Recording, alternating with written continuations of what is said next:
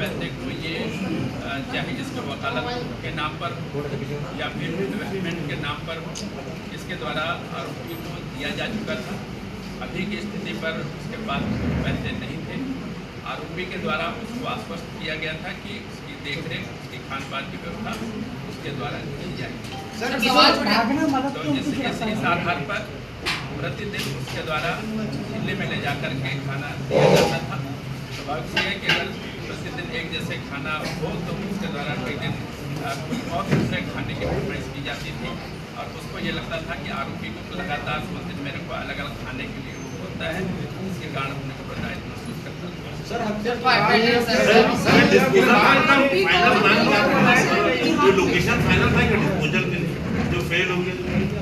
उसका ये था कि क्योंकि उसका घर शहर के बीच में था, जहाँ घर था उसको यही था कि किनारे के कोई को लिया जाए और वहाँ से डिस्पोजल करने में आसान हो।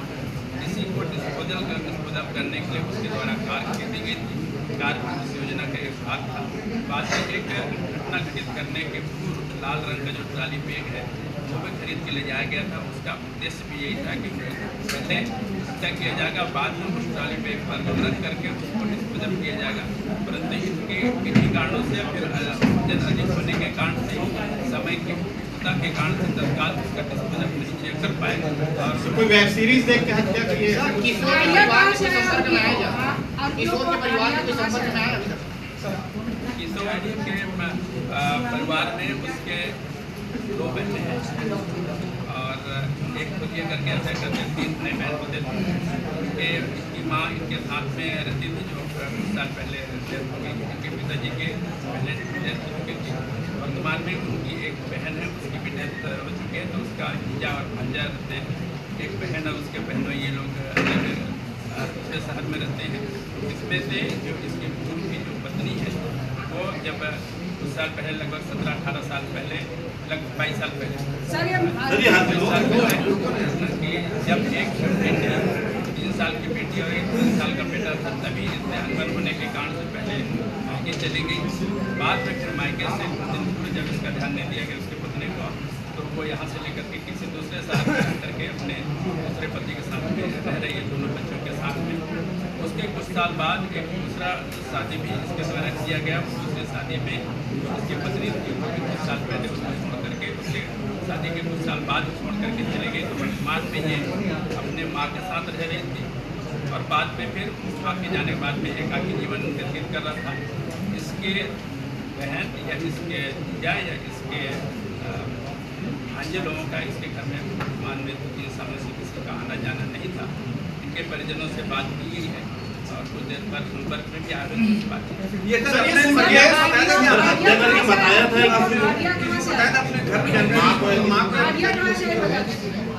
था कि इसमें ये जो है कि उसकी माँ कुछ साल पहले खत्म हो चुकी थी। अंकित बताया, अंकित अपने घर में बताया था, हत्या करके बता दिया था क्या? नहीं, ये छोड़ने गए उनमें अभी जो भी एयरपोर्ट छोड़ने गए थे पुलिस से जो छोड़ने गया था किसी को इस प्रकार में न तो उनके द्वारा बताया गया था न उन लोगों की जानकारी थी जिसके तौर पर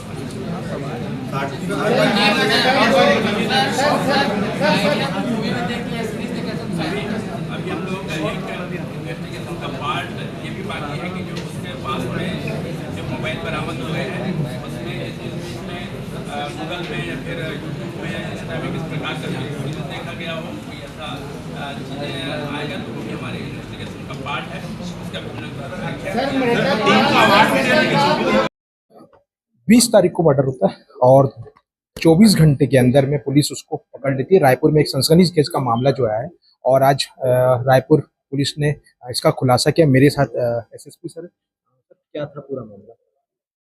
पुलिस को दिनांक 23/6/2025 को एक सूचना प्राप्त हुई जिसके तहत में थाना डीडी नगर क्षेत्र अंतर्गत इंद्रप्रस्थ कॉलोनी के पीछे नाले के पास सुनसान इलाके पर एक टीन का जो पेटी रहता है उसके अंदर एक ट्राली बैग में एक अज्ञात ह्यूमन बॉडी का एक शव मिला है। इस सूचना पर थाना डीडी नगर में मर क्रमांक 41/2025 कांड किए जाकर के जांच में संलग्न हुआ गया।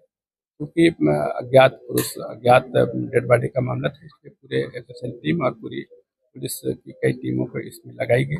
मौके पर जांच किए जाने पर एक मेल डेड बॉडी के रूप में आइडेंटिफाई हुआ वो, और उसकी जब वापस ट्रैक किया गया तो या फिर मौके की जांच की गई तो एक पेटी में एक ट्रंक के जो दुकान होता है, पेटी का जो दुकान होता है, उसका नाम प्राप्त हुआ। नाम प्राप्त करने पर गोल बाजार का वो दुकान होना पाया गया। साथ ही उसमें आसपास के लोगों से पूछताछ की जाने पर महत्वपूर्ण साक्ष्य प्राप्त हुए। सीसीटीवी देखे जाने पर उसमें भी एक अल्टो कार का नंबर प्राप्त हुआ जो उसको डेड बॉडी को ले जाते हुए दिख रहा है। इन सभी साक्ष्य को देखते हुए आगे की कार्रवाई की गई। आरोपी सर अंकित उपाध्याय जो है वो पेशे से वकील है, तो उसके दिमाग में कोई बैकअप प्लान था कि हत्या करने के बाद मेरे को किस टाइप से मतलब फेस करना पड़ेगा, कुछ पहले से कोई बैकअप प्लान बताया गया जो रिमांड में उसमें जब पूछताछ की गई तो यह तो उस पर था कि पुलिस देर सवेर उसको खोज लेगी, परंतु उसको भी ये विश्वास नहीं था कि पुलिस इतना जल्दी उसको खोज पाएगी।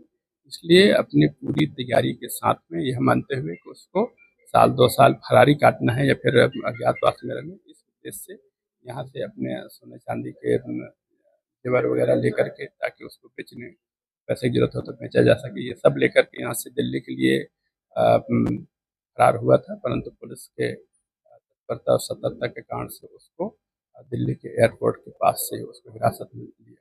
तो रिमांड अभी ये है कि इनको जेल दाखिला कर रहे थे? नहीं, इसमें से अभी पुलिस के बेचने के अभी कई तथ्य अभी साक्ष्य संकलित किया जाना बाकी है, इसको पुलिस रिमांड दिया। ये मेरे साथ डॉक्टर लालू मेसी रायपुर एसपी, जिन्होंने खुलासा किया कि जिस हिसाब से जो मर्डर हुआ था उसको लेके काफ़ी पुलिस में एक चैलेंजिंग था, और पुलिस ने 24 घंटे के अंदर में इस सनसनीखेज मर्डर का खुलासा किया है। जो मर्डर करने वाला था अंकित उपाध्याय, उनकी मिसेस जो थी शिवानी, उसके साथ साथ 2 लोग और शामिल थे। तो पुलिस ने पूरे लोगों को गिरफ्तार किया, और गिरफ्तार करने के बाद अभी इन लोगों को यहाँ पे लाया गया है और अभी इनको रिमांड पे लिया गया है। अब आगे बहुत सारे जो है किशोर पैकरा के जो मर्डर हुआ था उसको लेके सुलझा हुआ, और जो मास्टरमाइंड की भी पूरी गिरफ्तारी हो गई है। अब देखते हैं पुलिस और क्या क्या खुलासा करती है। कैमरामैन 20 मिनट के साथ मैं विनोद, न्यू नेशन 81 के लिए।